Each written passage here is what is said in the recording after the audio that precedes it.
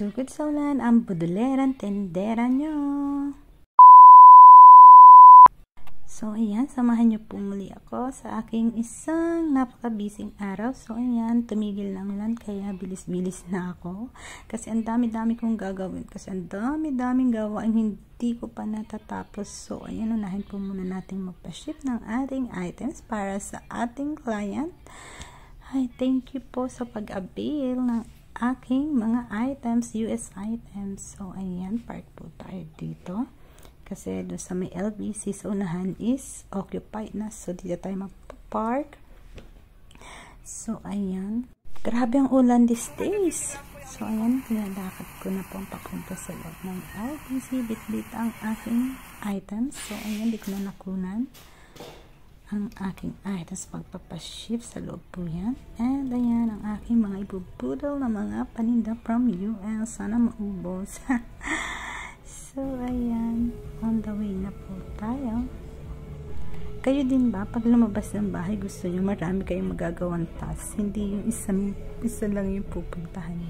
Bukod sa mahalang gasolina, diba, abala pa sa mga gawaing bahay. So, ayan, ginagawa pala dito ang kalsada sa gilid, kaya slow down lang si Queen Pokwang.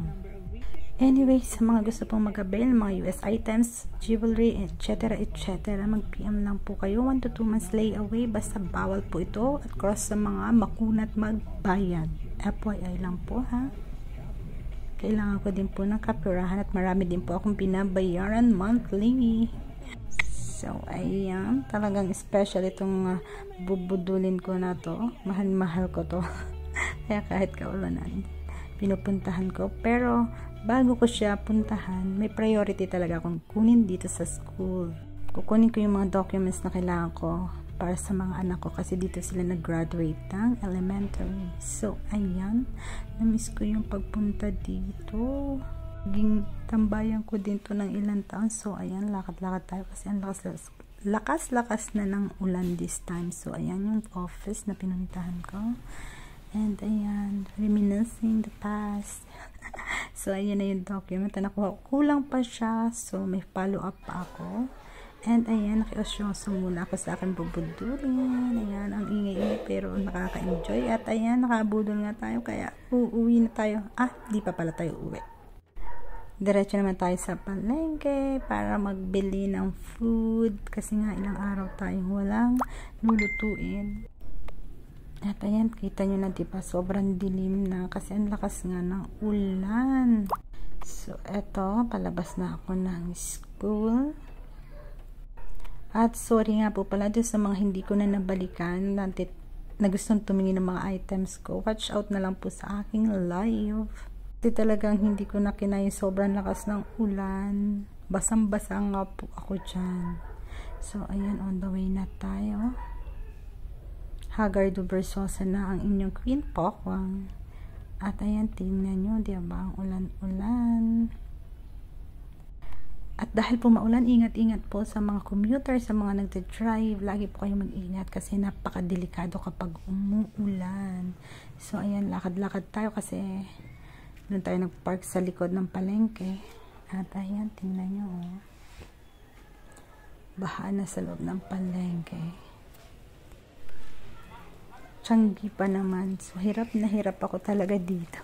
Kasi bit-bit ko, unlike nang nakabike ako, nandun yung basket ko. So, ayan, basang-basaan pa ako dyan. At ayan ang aking marites na binibilhan lagi na sobrang para desisyon na kliyente. So, ayan. Nakabalik na tayo sa sasakyan at basang-basa tayo. Ayan, pinapakita ko pa. At ayan, nag-iisip ako kung ano ba ang kailangan ko pang bilhin. At ayan yung aking mga pinalengke. Ang hirap maging all around na nanay, raketera, etc. So ayan, alala ko bigla, nakikrave nga pala yung anak ko na siopaw daw, mga siomay. So ayan, nag-decide akong bumili na lang ng food. So ayan, dito lang ako umikot sa malayo kasi pag binalikan ko yung dinaanan ko kanina, ang hirap na. So, ayan, nandito na tayo sa labas ng highway uli. Ayan, ang pinaka-sentro.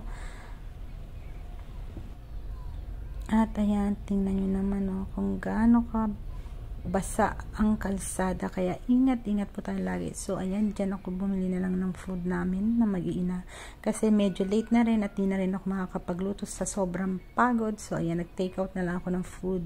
Yan ang hindi pwedeng mawala, ang food ng mga anak ko, para kami hindi masira ang mga mood. Kasi pag sila gutom, mainit ang ulo. So init din ang ulo ni Mudra. So ayan, at salamat po sa pagsama sa aking napakabising araw. Kaya minsan ba hindi ako nakakapag-video pag sobrang dami kong ginagawa.